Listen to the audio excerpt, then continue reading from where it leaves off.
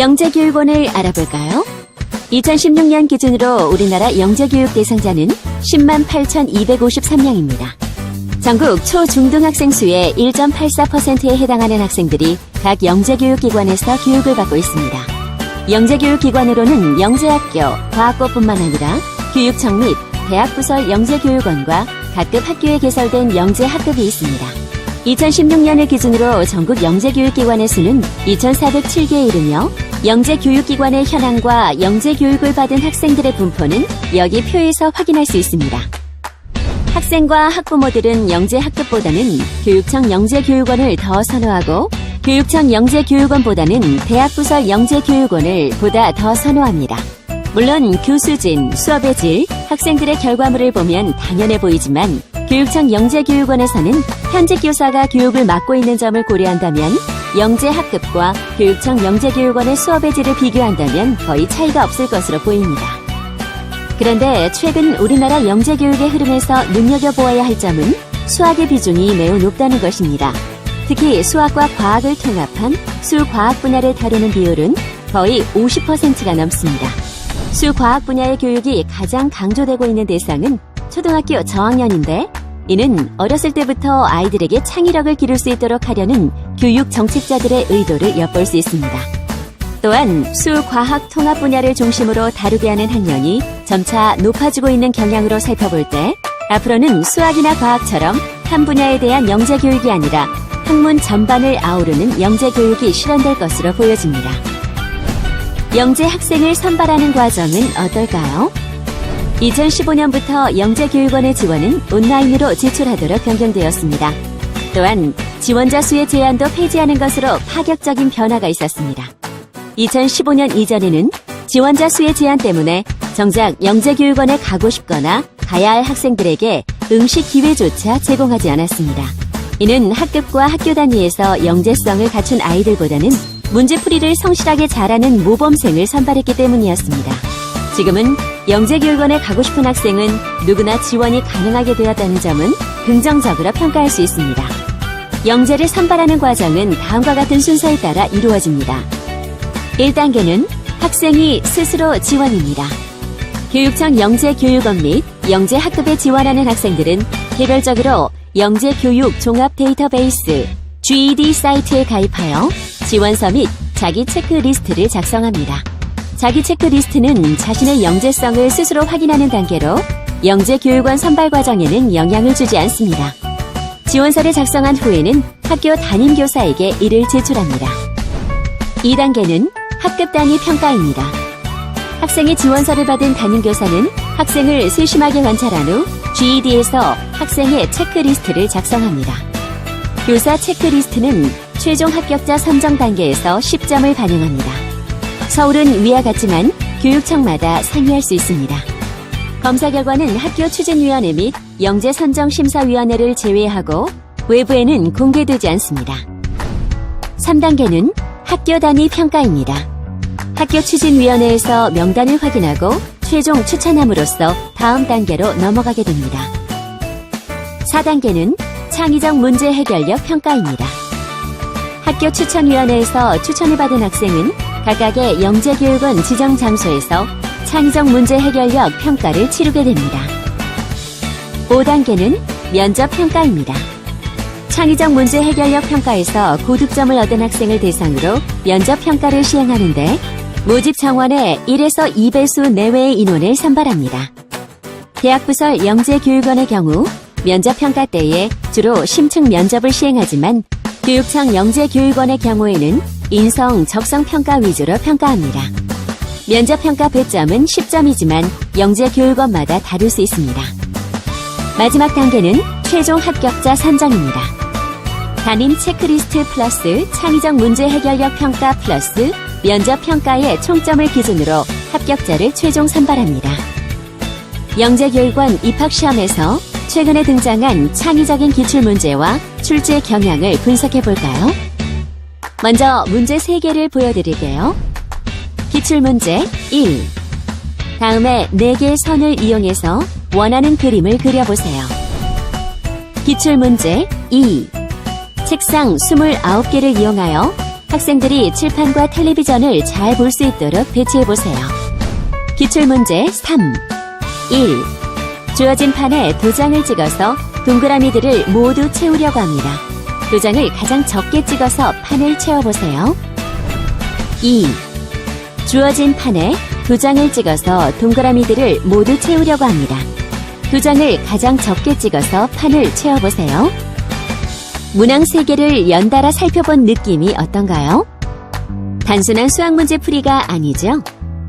창의력은 눈에 보이지 않아도 볼 수 있고 귀에 들리지 않아도 들을 수 있으며 직접 가보지 않아도 마치 가본 것처럼 꿰뚫고 있는 능력을 말합니다.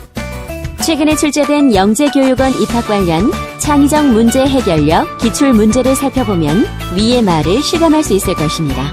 조금 전에 보여드린 기출문제 3개는 학생들이 각각 어떤 특정한 부분에서 창의력을 가지고 있는지를 알아보려는 문제들입니다.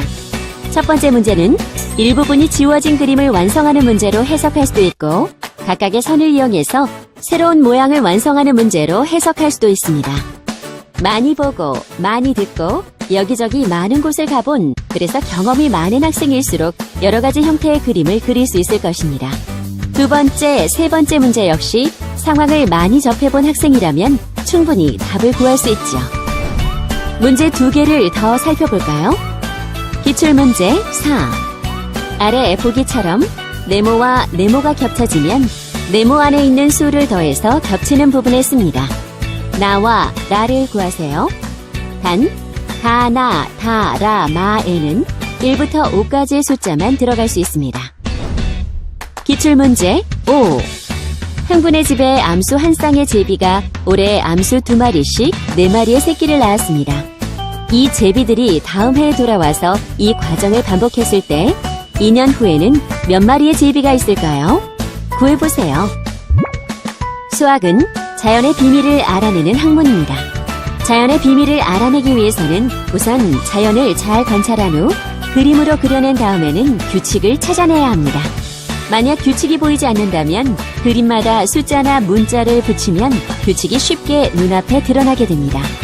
기출문제 4번은 자연의 비밀, 즉 자연의 규칙을 알아내는 학문인 수학에서 주로 사용되는 도구인 숫자와 문자를 얼마나 잘 활용할 수 있는지를 측정하는 문제입니다.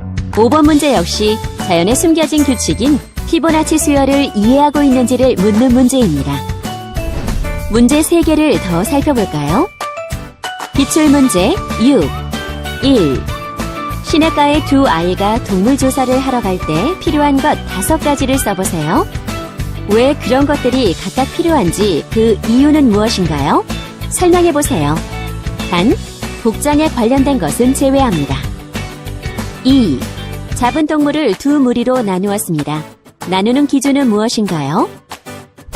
기출문제 7. 솔방울이 왜 습한 날에는 접히고 습도가 낮은 날에는 열릴까요? 기출문제 8. 1. 손가락이 10개인 이유는 무엇일까요? 2. 바닷물에서 소금을 없애는 방법이 있을까요? 3.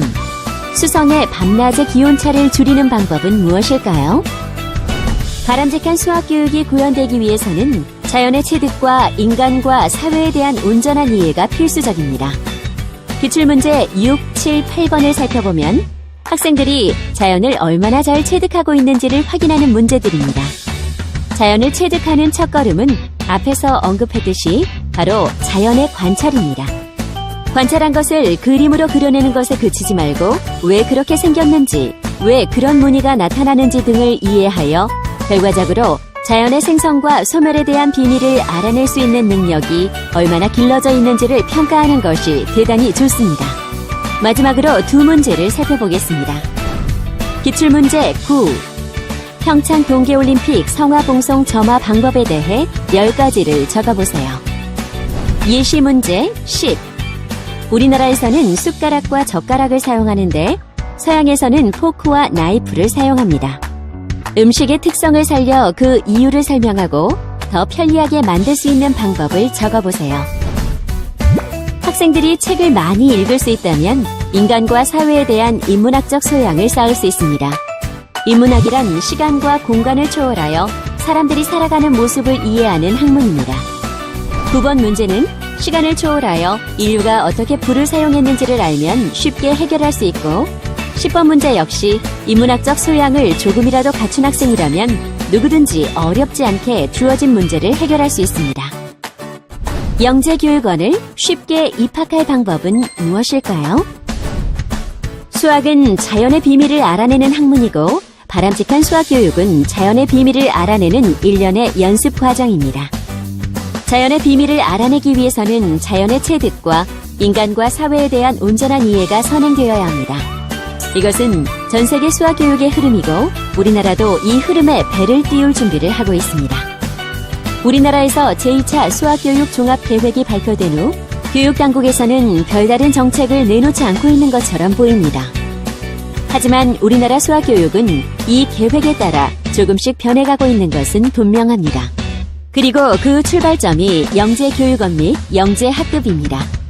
제2차 수학교육 종합계획에서 자기평가, 과정평가, 관찰평가가 가능하도록 하겠다고 했는데 영재교육원 입학 과정에서는 이것이 고스란히 드러나고 있습니다. 2에서 3년 전부터 영재교육원 입학 시험 문제가 뚜렷하게 변했습니다. 어려운 문제풀이 방식의 수학이 아니라 바람직한 수학교육에 맞는 문제가 출제된다는 뜻입니다. 학생은 자신이 영재교육원 지원서를 제출할 때 자기 체크리스트를 작성하는데 이것은 자기평가로 볼 수 있습니다. 지금은 단순히 인성평가에 불과하지만 앞으로는 지원 분야에 따라 체크리스트가 다양해지고 세분화될 것으로 예상됩니다. 교사가 영재교육원에 지원한 학생을 관찰하고 평가하는 것은 과정 관찰평가를 한다는 말과 같습니다. 물론 현재 평가 방법은 단순한 설문조사의 형태이지만 차츰 양질의 평가 방법이 개발되고 구체적으로 시행될 것으로 예측됩니다. 한 가지 더 주목해야 할 점은 창의적 문제 해결력 평가 문항의 변화입니다. 제2차 수학교육 종합계획에서는 수학이 다른 학문과 연계가 가능하도록 하겠다고 말하고 있지만 그 형태가 구체적으로 드러나지는 않았습니다.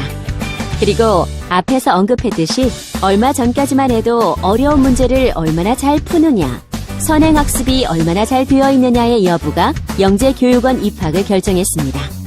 하지만 이제는 자연을 얼마나 잘 체득하고 있느냐, 인간과 사회를 얼마나 잘 이해하고 있느냐가 영재교육원 입학의 판단 기준이 되었습니다.